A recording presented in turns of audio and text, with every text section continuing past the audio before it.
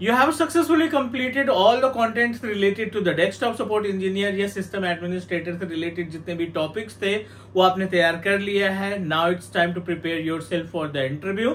और साथ ही साथ आपको मालूम होना चाहिए कि एक डेस्कटॉप सपोर्ट इंजीनियर की जो प्रोफाइल होती है इसमें डेस्कटॉप सपोर्ट इंजीनियर को क्या क्या टास्क परफॉर्म करने पड़ सकते हैं या किस तरीके से टिकट्स उसको ज्यादा मिलते हैं. Right, because when ever you represent your self, अगर इंटरव्यू में आपसे पूछा जाता है कि इसके पहले जहां पे आपने काम किया है या जो भी आपकी प्रोफाइल थी वहां पे किस तरीके से टास्क या किस तरीके से किस टाइप की टिकट्स मिलती थी, so you need to describe with confidence. और डेफिनेटली अगर आपने किया होगा, थोड़े बहुत टास्क और थोड़े बहुत पेंडिंग होंगे, तब भी आपको प्रॉपर तरीके से जो आपकी नॉलेज है ना उस नॉलेज के अकॉर्डिंग आपको डिस्क्राइब करना है इन फ्रंट ऑफ इंटरव्यूअर. इस वीडियो में हम कोशिश करते हैं जो भी मेरा एक्सपीरियंस है as a system administrator, I have up to 6 years of experience as a system administrator and senior system administrator. I work for CMS IT services. I work for the multiple vendors. So जहां पे फिलहाल उस time की बात अलग थी, like I am talking about 2012, 13-14 की बात कर रहे हैं, 2014 या 15 की बात कर रहे थे. उस केस में सिस्टम एडमिनिस्ट्रेटर की प्रोफाइल पे बहुत ज्यादा टेक्नोलॉजीज नहीं थी, बहुत सारे टास्क नहीं असाइन होते थे. बट अगर हम यहाँ पे 2025 की बात करें, एक सिस्टम एडमिनिस्ट्रेटर की जो लाइफ है, एक सिस्टम एडमिनिस्ट्रेटर का जो टास्क है या उसको जो टिकट्स मिलती हैं बहुत सारी टेक्नोलॉजीज को मिला करके, बट आसान है. ये आपके लिए बेस्ट है क्योंकि सिस्टम एडमिनिस्ट्रेटर पे अगर आपने स्टार्टिंग में 3 टेक्नोलॉजी को पकड़ लिया तो आने वाले टाइम पे 1 साल या 2 साल के एक्सपीरियंस में आपकी जो ग्रोथ है, आप अपना कैरियर क्लाउड में या वर्चुअलाइजेशन में या एआई में आसानी से बना सकते हैं, क्योंकि आपके पास अभी 3 टेक्नोलॉजी है, 2 साल बाद और आप 2-3 और टेक्नोलॉजीज ऐड करेंगे अपने स्किल में, तो definitely according to your knowledge, according to the certification, आपकी जो ग्रोथ है वो टाइम टू टाइम बढ़ती जाएगी.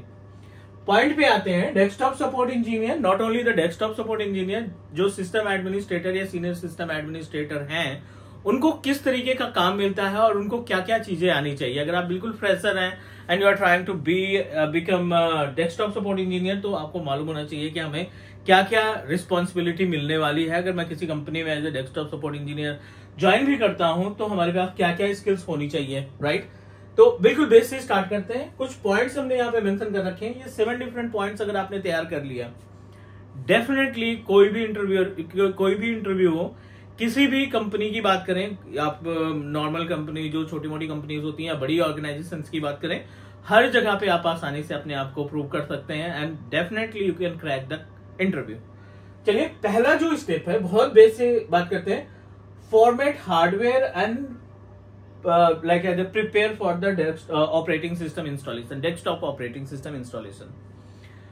जो हार्डवेयर है ना, लाइक हार्डवेयर में क्या आता है, आपका हार्ड डिस्क आता है, आपके रैम आती है, प्रोसेसर आता है, मदरबोर्ड आता है, कीबोर्ड, माउस, मॉनिटर, ये सारी चीजें आपकी हार्डवेयर में आती हैं. आपके पास डेस्कटॉप है या लैपटॉप है, आपको पता है कि हमारे पास इतनी हार्ड डिस्क लगी है, इतना रैम है, इतना प्रोसेसर है. उस सिस्टम को क्लाइंट के अकॉर्डिंग तैयार करना, फॉर्मेटिंग जिसको बोलते हैं. आपको हर एक ऑपरेटिंग सिस्टम का, जितने भी ऑपरेटिंग सिस्टम टाइप हैं, आपको एटलीस्ट इंस्टॉलेशन तो आना ही चाहिए. Not only the operating system of Windows, like आपने बोला कि मुझे विंडोज 7 बनाता है या विंडोज 8 आता है या विंडोज 11 ऑपरेटिंग सिस्टम का फॉर्मेट करना आता है, बट जब आप as a system administrator task perform करते हैं तो इतने से काम नहीं चलने वाला. You also need to know about the Linux operating system को कैसे इंस्टॉल करते हैं, उबंटू कैसे इंस्टॉल किया जाता है.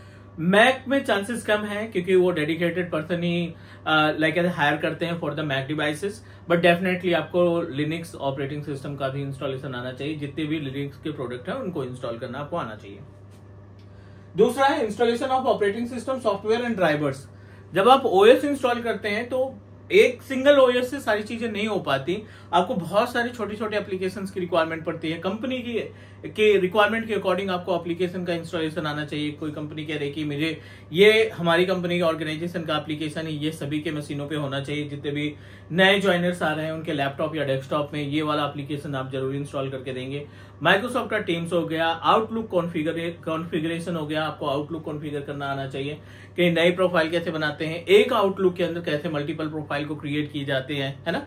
और टीम्स का इंस्टॉलेशन, टीम्स काम नहीं कर रहा है, उसमें माइक नहीं काम कर रहा है, कभी लाइक वेब कैम नहीं काम कर रहा है, तो you should know about the way how we can resolve the issues related to the application. पहले तो ओएस इंस्टॉलेशन, फिर एप्लीकेशन इंस्टॉलेशन, एंड साथ ही साथ उस एप्लीकेशन में अगर कोई प्रॉब्लम आ रही है तो we are responsible for that.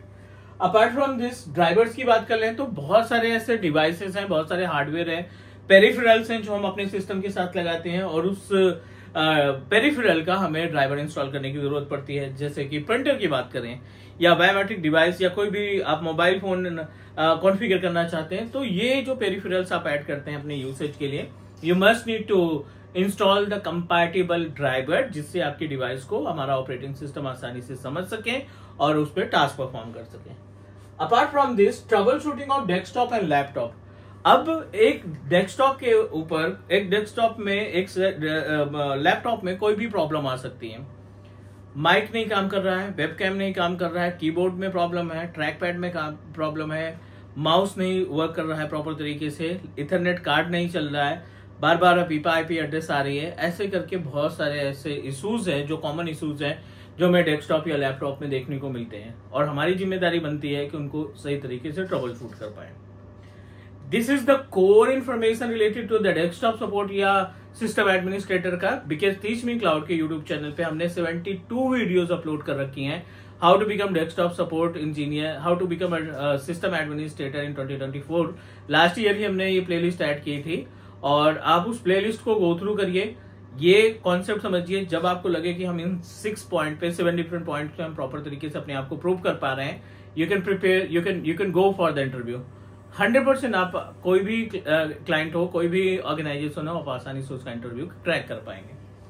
चलिए, अगला है वेंडर कोऑर्डिनेशन। ऐसा नहीं है कि हमें 24/7 ट्रबल शूट ही करना पड़ेगा, या हफ्ते के 7 दिन मैं ऑफिस जा रहा हूं तो डेली मुझे डेस्कटॉप या लैपटॉप हमारे लिए रखा है, उसको रिपेयर करना है, या ऑपरेटिंग सिस्टम में प्रॉब्लम आ रही। नहीं, आपकी रिस्पॉन्सिबिलिटी है वेंडर से कोऑर्डिनेट करना।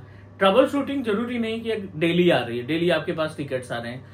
अगर डेली टिकट्स आपको मिल रहे हैं, अगर आपको डेली बंदे प्रॉब्लम ही दे रहे हैं, प्रॉब्लम अपनी आपके साथ शेयर कर रहे हैं, तो it means that IT department proper तरीके से चीजों को मैनेज नहीं कर पा रही। हाँ, हफ्ते में 1 टिकट आ गई, 2 टिकट आ गई, 3 टिकट आ गई, according to the length of, according to the number of machines that we have.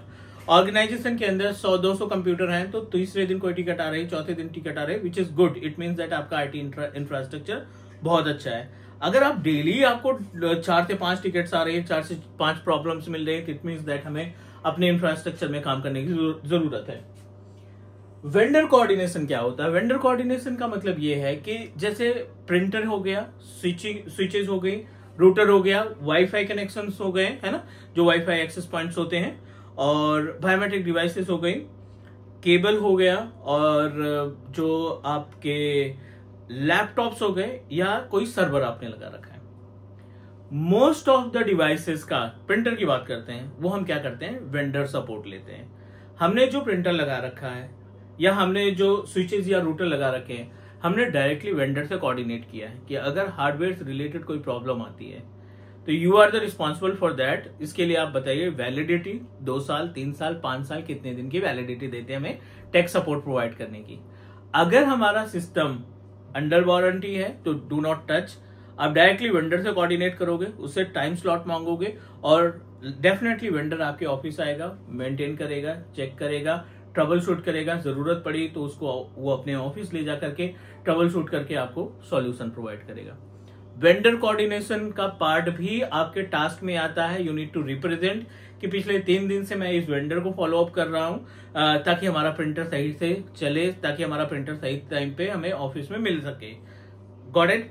Apart from this, एक और इम्पोर्टेंट टास्क है जो टेक्निकली तो नहीं है, मतलब टेक्निकल इसमें ट्रबल शूटिंग वगैरह तो नहीं करते हैं, बट ये डॉक्यूमेंटेशन काम है। वेंडर कोऑर्डिनेशन डॉक्यूमेंट काम है, फोन पे कॉल करना, मेल करना, कोऑर्डिनेट करना, मीटिंग अरेंज करना। दूसरा है इन्वेंट्री मैनेजमेंट।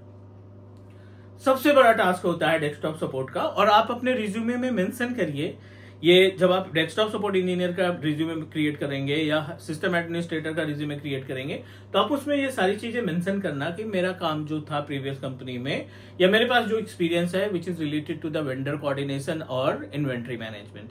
इन्वेंट्री मैनेजमेंट में क्या होता है कि नंबर ऑफ कितने लैपटॉप हमारे पास हैं, कितने हमने डिस्ट्रीब्यूट किए हैं, किसको डिस्ट्रीब्यूट किए हैं, कौन सा एसेट किस इंजीनियर के पास है, हेडसेट कितने हैं हमारे पास, सर्वर कितने हैं, मॉनिटर कितने हैं, यूपीएस कितने हैं, ऑल द इंफॉर्मेशन इनको आप एक्सेल सीट में, या कंपनी का खुद का सॉफ्टवेयर होगा जहां पे आप इन चीजों को अप टू डेट रखेंगे, राइट। एक एक डिवाइस, एक एक कंपोनेंट की डिटेल्स आपके पास होने चाहिए, right, that you need to represent and coordinate with the finance team. जब भी आपको नई डिवाइस लानी होगी या कोई डिवाइस आपको रिमूव करनी होगी, कंपनी से स्क्रैप में जानी होगी, तो वो आपको फाइनेंस से अप्रूवल लेना पड़ेगा। Apart from inventory, trouble shooting of network, monitoring, backup and logs management. Networking से रिलेटेड आपको local area network, DHCP, DNS, wifi connection को कॉन्फ़िगर करना है, एक्सेस पॉइंट को मैनेज करना है ना, एसएसआईडी कॉन्फ़िगर करना, पासवर्ड वगैरह लगाना है, ये सारी चीजें हमें आसानी से आनी चाहिए। अगर ये 7 डिफरेंट पॉइंट्स पे आप काम कर लेते हैं, बैकअप आपको आता है, थोड़ा सा रिस्टोर करना आता है, लॉग्स आप निकाल लेते हैं इवेंट व्यूअर के जरिए, तो ये सारी चीजें जैसे ही आप अपने रिज्यूमे में मेंशन करेंगे, डेफिनेटली आपका रिज्यूमे जो है आपके पास कॉल्स आना स्टार्ट हो जाएंगी। और ये सबसे परफेक्ट कंटेंट है एक सिस्टम एडमिनिस्ट्रेटर या डेस्कटॉप सपोर्ट इंजीनियर के लिए। अगर आपको अपना रिज्यूमे पिक कराना है और नंबर ऑफ कॉल्स जनरेट करनी है, सो मेक श्योर कि आप इन 7 डिफरेंट पॉइंट्स को छोटे छोटे टुकड़ों में अपने अकॉर्डिंग इनको मॉडिफाई करके रिज्यूमे पे मेंशन करिए कि मैंने ये टास्क परफॉर्म किए हैं।